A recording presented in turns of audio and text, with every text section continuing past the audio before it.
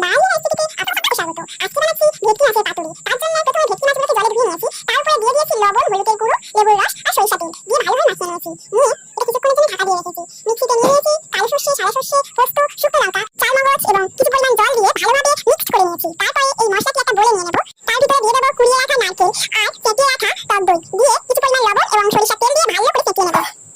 নিয়ে একে একে ম্যারিনেট করে রাখা মাছগুলোকে এর ভিতরে দিয়ে দেবো। দিয়ে এটাকে ভালো করে মিক্স করে নেব। এরপর এটা 50 মিনিটের জন্য ঢাকা দিয়ে রাখতে হবে। এটা খুলে নেব। নিয়ে তাওয়ার উপরে কলা পাতাগুলোকে সেঁকে নেব যাতে ভাজ করার সময় ফেটে না যায়। এরকম ভাবে একে একে সবগুলোকে সেঁকে নেব।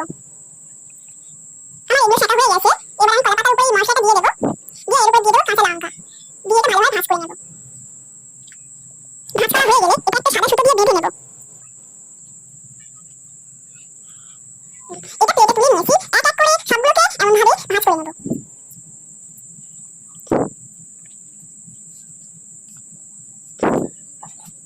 আমার সবগুলো হয়ে গেছে। এবার আমি গ্যাস জ্বালিয়ে নেব। নিয়ে তার উপরে কড়াই বসিয়ে দিয়ে সরষের তেল দিয়ে ভাজ করে রাখা মশলাগুলো একে একে এর ভিতরে দিয়ে দেবো।